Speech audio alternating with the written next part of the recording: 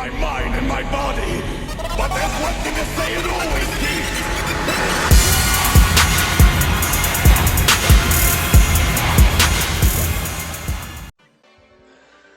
Hey, what is going on, guys? DbzSim here, coming at you with a new video. And today we're going to be talking about every single race and their rankings, where they fall between each other in health, basic attacks, strike attacks, ki blasts, all their attributes, all their multipliers, their specific stat numbers, before and after transformation. So a lot of stuff is going to be covered. And all this information and calculation, this took me an extremely long time to make, guys. So if at any point in this video you do enjoy or learn something new, please hit that like button. And let's get right into it. Starting with the Frieza race here. By the way that I'm going to be doing this is anything 100% is the base level. So 100% isn't necessarily a good thing. Anything over 100% means that it has a multiplier on that value. So if it's low, it's not the best. If it's higher, that means it's good. Alright, starting with the Frieza race. Their health is at 100%, so it's actually very low. Their square basic attack, so I did an individual section just for square and triangle because they do actually have different numbers, their basic attacks. So the square basic attack for Frieza race is 100%, which is very low. But that gets made up for with their triangle basic attack, which is 121%, which is actually very high. Strike attacks are 101.7%, which is low, not at all like we saw in XenoVerse 1. In this game, they are meant for ki blast attacks, as you can see, 116.4%. And the racial attributes of the Frieza race are, of course, they got that speed boost at half health. And they gain stamina at 40% regular speed while attacking. So no other race actually gains stamina while attacking.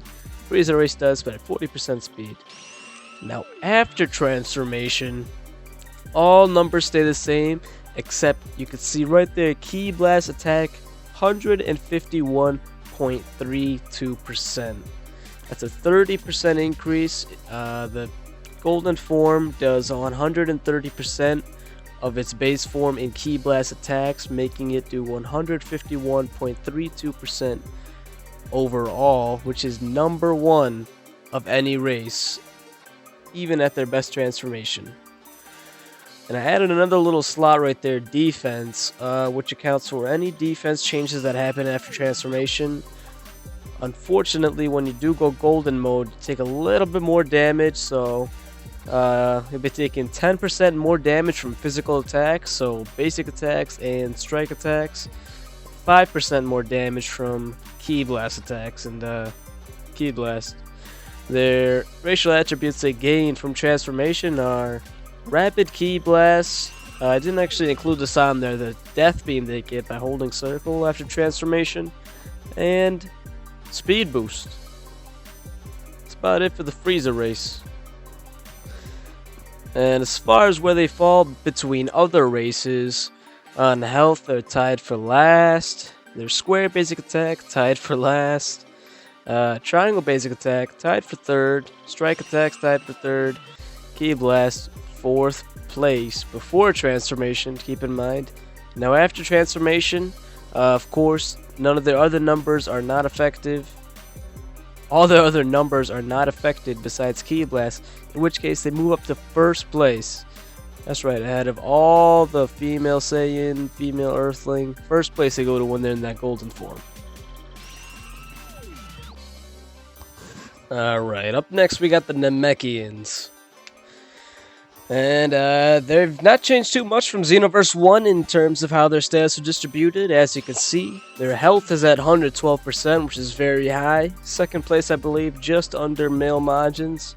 Square basic attacks, 103.8%, so not the highest, but a little bit of multiplier there. Triangle basic attacks, 100%, no multiplier, just the base amount there. Strike attacks, 101.7%. Ki blast 110.8%, which is not bad. What I've been noticing is with all the races is all of them have at least a decent number in ki blast or strike, preferably ki blast, just to give them something else besides the basic attack amount, which is nice.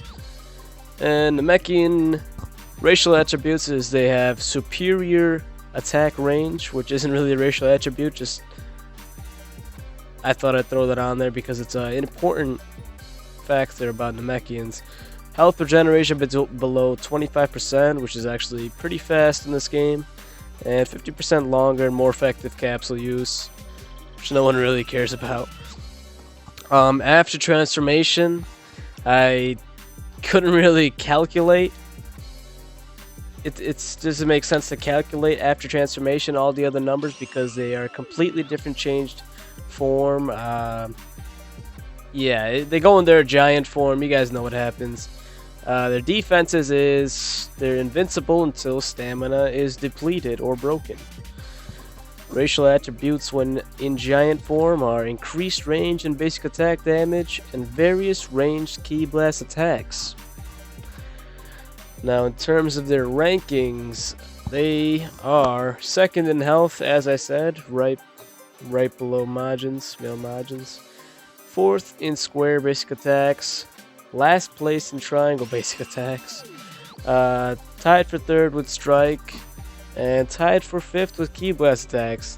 Yep, of course, after transformation, none of those numbers really matter anymore. That's about it for the Namekians. Up now, we got the male Earthling.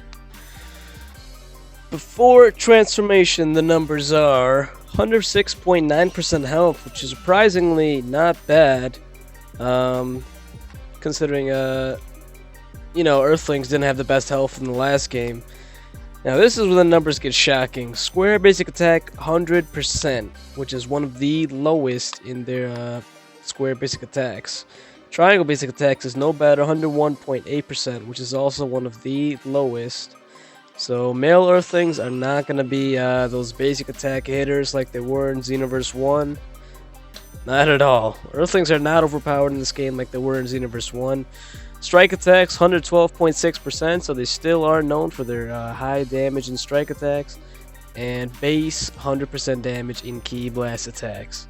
The racial attributes is slow ki regen at about 3 bars, it's 40 seconds per bar, and they get 5% damage boost at max ki, which is essentially useless because you're gonna want to be using that ki as an Earthling for super attacks. Excuse me. After transformation, just like the Namekian one, they go into a completely changed form. They get on that Nimbus cloud with the power pole, and it's just something that would be useless to calculate. Couldn't really be calculated, but their defenses is no stagger until they're knocked off that Nimbus. And racial attributes went on there is superior range with power pole attacks. I like how I use that word. I forgot about that. And great movement. They got amazing movement and good range. Not bad damage with the power pole either. And as far as their ranking goes compared to others, they're third in health, tied for last in square basic attacks, 7th with their triangle basic attack. Strike supers is actually second, which is really shocking to me considering who the first place race is. You guys will see that coming up. Ki blast attacks, they are in last place. And of course, after transformations, nothing's going to change. Yeah, let's get on to the female Earthlings. Alright, female Earthling. Same health as male Earthlings, 106.9%. Not bad at all. Now this, again, this just stumped me when I tested everything, made sure everything was right. Square basic attacks, 125%. Triangle basic attacks, 121%. So they hit hard with basic attacks. Male Earthlings don't hit hard. Female Earthlings do with basic attacks. Okay, strike attacks, 100%, so very, very low there. And ki blast attacks is 118.8%, which was expected. Female Earthlings in the last game had high percentages in ki blast attacks as well. Racial attributes is the same as male Earthling, of course. And after transformation is also going to be the same thing. They got the power pole and the Nimbus Cloud. Yeah. And as far as their rankings go compared to the others, 3rd place health, 3rd in square basic attacks, tied for 3rd in triangle basic attacks, last place in strike attacks, and 2nd place in ki blast attacks. Yep. This is looking weird, but female Earthlings are gonna be those hybrid builds that everyone wants to make. Looks like they're a viable option to make a nice hybrid build. Alright, now we're moving on to the male Majins. Male Majins used to be my favorite race until they nerfed them. Till they just aren't good at all anymore. But still got some decent uses. Number 1 in health, of course, with that 113.8% health. Square basic attacks is 100.6%, which is pretty much near base, very, very low there. Triangle basic attacks, 110%, not bad, a little bit higher there. Strike attacks, 101.7%, and surprisingly, their ki blast attacks are higher than strike at 110.8%. Racial attributes are 25% damage boost when over 30% stamina, which seems nice. Except for the fact that when you're below 30% stamina, you're gonna take 250% extra damage. Yeah. After transformation, which I didn't think would change the amounts, but in purification mode, there is actually altered numbers. So here they are. Square basic attacks will increase to 115.69%. Triangle basic attacks to 126.5%. Strike attacks to 116.95%. And ki blast to 127.42%. And their defenses actually go down in their purification Kid Buu mode. They'll be taking 10% more damage in that mode, and essentially on a male Majin especially, I'm gonna have to say that this form is useless because stamina depletes, and once you get under 3 bars you'll be taking that 250% extra damage, and there's nothing you can do about it because your stamina will slowly just keep going down and you'll be taking all that damage and most likely die. I even threw that in the racial attributes for after transformation. You're probably gonna lose, and stamina depletes.